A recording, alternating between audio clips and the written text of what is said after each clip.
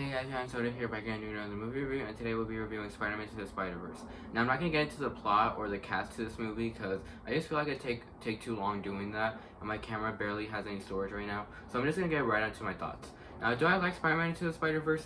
Yes, I love Spider-Man Into the Spider-Verse. This movie is amazing. This is actually our first legit great Spider-Man movie since Spider-Man 3. Because Amazing Spider-Man movies and Spider-Man Homecoming were okay, but they were not good or great. But this is where the Spider-Man movies start to get great again. So I just love that. I love that so much. So this movie basically saved Spider-Man movies for me. What was I gonna say? So yeah, this movie's just awesome. The animation to this movie is phenomenal. I love the animation so much. Like, this movie just looks so beautiful, so eye-popping. The animation is just so satisfying to look at. The whole comic book animation to it. It just looks so satisfying, and I love it so much. What was I gonna say? So let's get into the characters of this movie. We start off with Miles. Everyone knows Miles is awesome. I love Miles so much. How, like, at first he's just this kid who went to this private school, but he's only in the private school because he won the lottery. He doesn't want to be there, and then he's always like hanging out with his uncle Aaron and getting some good advice from him. And then all of a sudden he turns into Spider-Man. He gets bit by a spider, and then he turns into, and then like he starts learning his spider powers. And and I love that whole sequence where he was in the school finding out his powers, and then he even yanks Gwen Stacy's hair, and then he's sticking on the windows.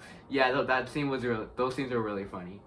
Let me think. So yeah, and then Miles decides to help out because like he sees that the old Spider-Man died, Peter Parker. He sees that he died, and his dying wish was for him to turn off the multiverse machine. And so throughout the whole movie, he's trying to be a hero, and he's trying to accomplish Peter's dying wish. So yeah, and I just love that so much, how he's just trying really hard to be a hero, but he's just a kid, and he doesn't really know much about being Spider-Man. So I just love that a lot about him. And then he gets some really good pointers from his other teacher, Peter B. Parker. Let's get on to Peter B. Parker now. Peter B. Parker is amazing. I love Peter B. Parker. I think he's actually my favorite in this movie. He's my favorite character in this movie. I just love him so much because like he's just so funny. He's so like he has so much emotion to him. He has like he just has so much relatment because like literally what he goes through in this movie is basically everyday guy problems, like getting fat, being depressed, just sitting down on the couch watching TV all day. You're always struggling with your girlfriend. So yeah, he's just going through some normal, average, everyday guy problems, and I love that so much. It's basically a dude with powers going through shit. It just shows you that even someone powerful can go through a lot of shit, and I love that theme a lot. So yeah, and then I just really love how he decides to become Miles' teacher, because like at first he's like, I don't want to do this, but then he sees that he's dying, so he decides to help Peter. He decides to help Peter with the whole multiverse thing, and then I just love all those scenes with him where he gives him the web design or whatever it's called, and then like they swing in the forest, and he's showing him how to swing. He's like, whip, release, whip, release. So yeah, and then he definitely has a character arc that grows, because he's just going from like this fat lazy dude to this cool energetic teacher. And yeah, and he was just awesome. I love him so much.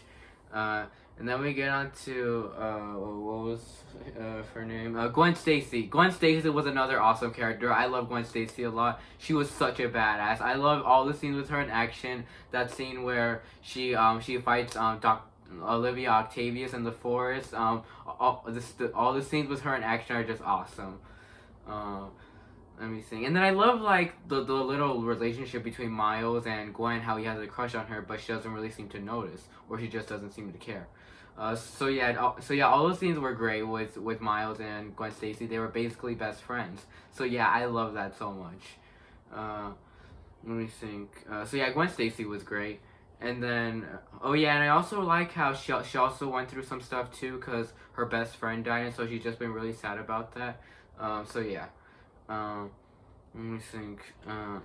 And then we get on to Peter Porker. Peter Porker was the funniest one, actually. Like, he was definitely the funniest Spider-Man in this movie. He was hilarious, actually. Like, he had so much funny lines. He was like definitely like, it was super smart to have Spider Pig be in this movie because he was just amazing. And originally, I would always say Spider Pig's stupid. Like, what? Like, what the fuck is Spider Pig? But now, looking at Spider Pig, I totally changed my mind. He is great. Like, all his funny lines. I love that scene where he's fighting Scorpion, and Scorpion's like, what are you supposed to be? Some kind of cartoon? And he's like, do you got a problem with cartoons? And then he fights, and then he literally beats him up, and then he's like, did that feel like a cartoon? And then I like the other joke he made when he leaves. He's like, that's all, folks. And then Miles is like, is he allowed to say that? Yeah, so Peter Porker was cool. And then we get on to, Spider-Man Noir. Spider-Man Noir was also another great one. I love Spider-Man Noir a lot. He was really cool, and I love all the scenes with him being confused about the Rubik's Cube because it's colorful and he's just black and white. And so all those scenes are funny because he's like, I'm taking this with me. I don't know what this is, but I'll figure it out. So yeah, Spider-Man Noir was cool. And then I also really like Penny Parker. Penny Parker was awesome too. I just love how they mix animation with anime because it's basically anime Spider-Man, and that is awesome. How she's from the future. She has a Spider-Man suit that she always swings with, and that suit is really cool. Like that robot suit. I love that suit so much. So yeah, Penny Parker was awesome. And then we get on to the villain of Kingpin. Kingpin was a good villain, but I just wish he had more though, like a bit more screen time. But it's okay because of all the other characters in this movie. I can understand why he's not in it that much. But I love his motivation though, like the reason why he wants to open this multiverse because his wife and son died, and so he wants to open the multiverse so he can get another version of them and be back with them. So yeah, I thought that whole plan was really cool. Anything else I just say about Kingpin? So yeah, Kingpin was an awesome villain, and he was just gigantic, and literally that's a good villain right there, is a gigantic villain. So yeah, they really did a good job with capturing the bigness of him. So yeah, let me see. And then we get on to Uncle Aaron. Uncle Aaron was a great character too. He was really funny too, and I just love how he was literally the person that Miles would always look up to. But he kind of looked up to the wrong person because he worked with Kingpin and he was the Prowler. That was a huge surprise, actually. Let me think. But I love that scene a lot with the shoulder touch. The shoulder touch was just hilarious. So yeah. And then that whole scene with at the end with Peter and him in the alley. You guys may know which scene I'm talking about, but that scene's just super sad. Literally the most emotion. Like that scene